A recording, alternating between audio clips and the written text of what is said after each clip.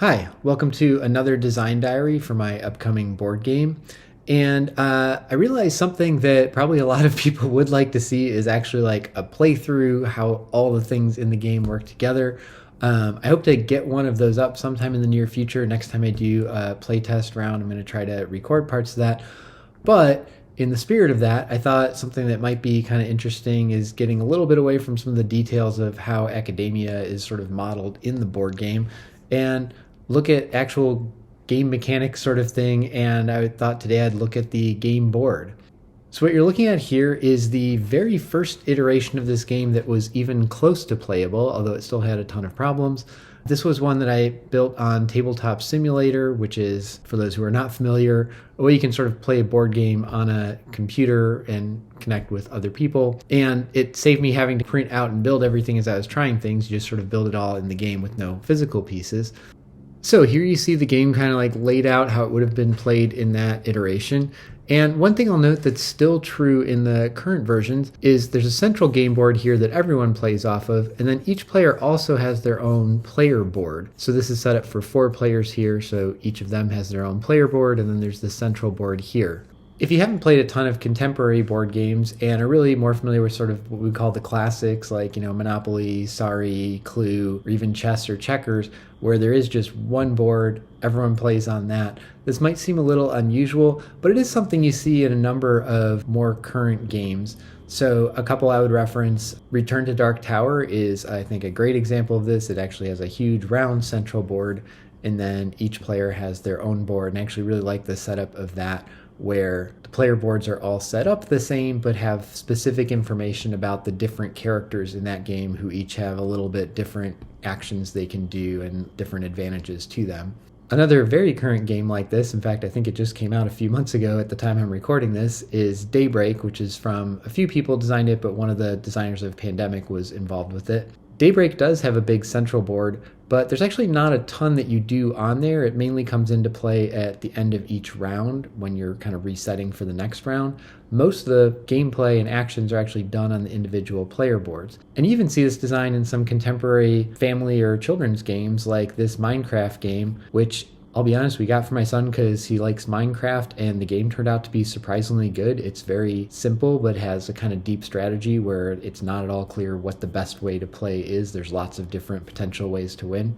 Anyhow, just making the point that this separation between a sort of main board and an individual player board is not uncommon nowadays, and that's the way that this game is set up, where a lot of the work you do is on your individual player board, but then there is a central game board kind of keeping track of things that affect everybody. So again, here is the very original version. I'll zoom in a little bit on that main board, and you can see there's lots of places where cards were laying out. That's something that I've mostly moved off the board. There's not a need for the cards to be on the board. It was more in the initial development to just be keeping track of, hey, what kind of cards do I need?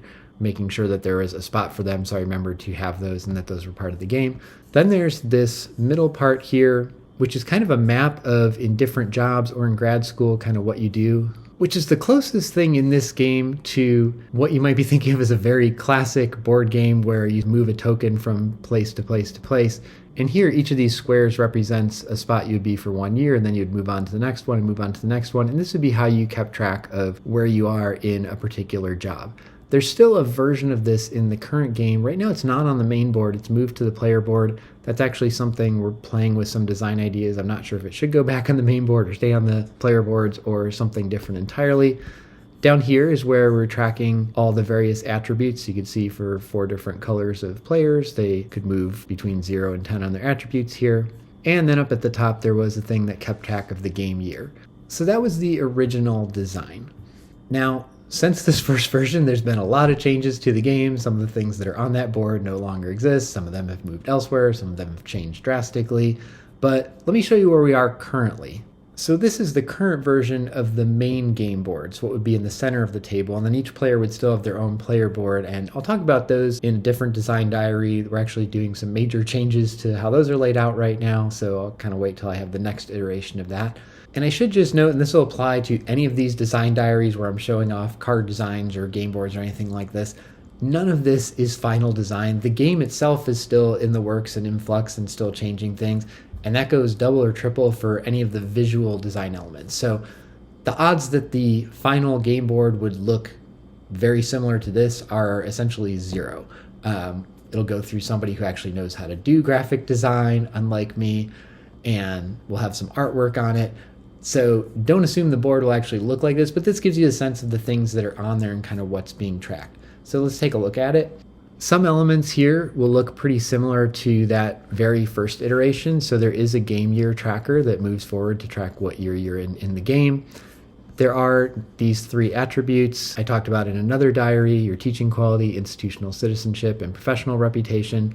Those are tracked for everybody on the central board so that you can see where everybody else is, and if you're trying to get ahead of somebody or they're trying to get ahead of you in one of those or whatever, because there are rewards for if you have the highest ranking in those. And then if I zoom in here, you'll see you actually get some achievements as you get to these higher ranks of things. So if you in your institutional citizenship went from level 5 and got all the way up to level 10, you would pick up 5 professional achievements on the way to doing that.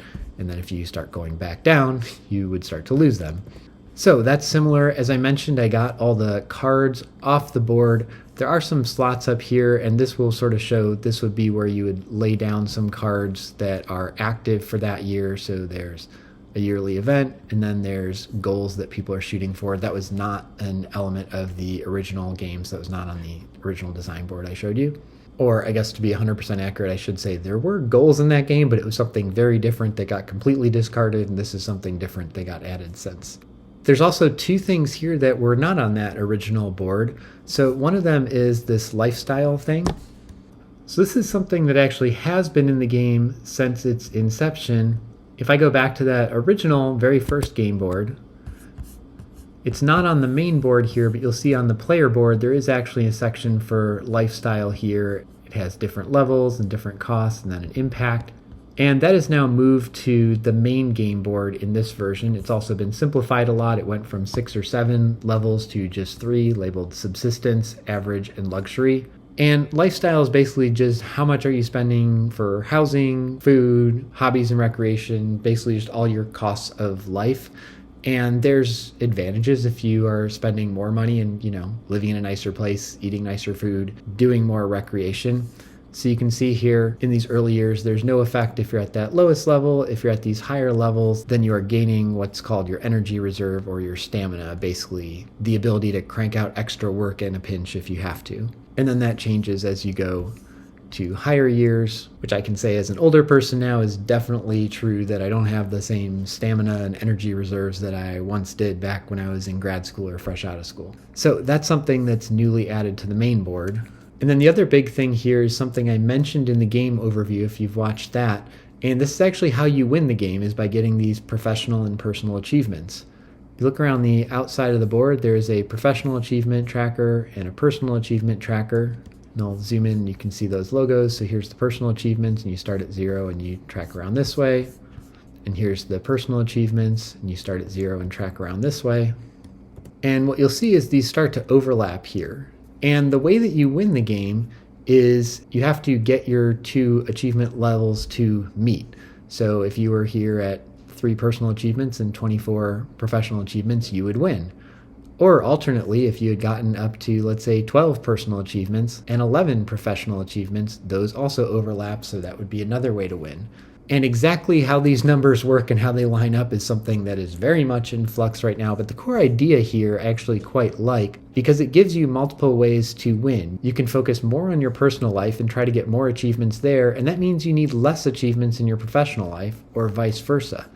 Now in either case, you'll notice 0, 1, 2 don't overlap with anything on either side. So you have to get at least some personal achievements and some professional achievements to win. It's impossible to win if you have 0, 1, or 2 of either of those. And you'll also notice it's sort of skewed, so you need more professional achievements to kind of get to the same level as you would with personal achievements. And that's because ultimately it's a game about succeeding in academia. And so I did want to put a little stronger emphasis on you have to be succeeding on the career side, but the personal side is still very important as well. So I'm not sure if this will end up being exactly the way these are tracked I've tried a few different ways to get at the sense of balancing between the two, but I do actually really like this design. It's pretty simple. You can just move a token along each of these to track, and it's clear when they meet up, and then you've won.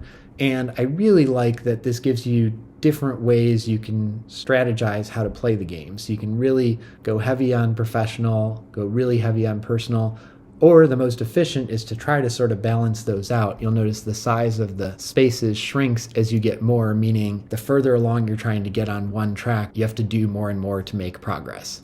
So your most efficient way is to try to shoot for somewhere here in the middle where you're kind of balancing out between the two. But this is something that was not even in the original incarnation of the game. If I go back to this, there's nowhere it's tracking achievements because the way you won the game was actually completely different in this first iteration. So this is something that's been added, and it's on the main board so you can see always what the other players are doing and if someone's getting close to winning or where they're putting their strategic efforts.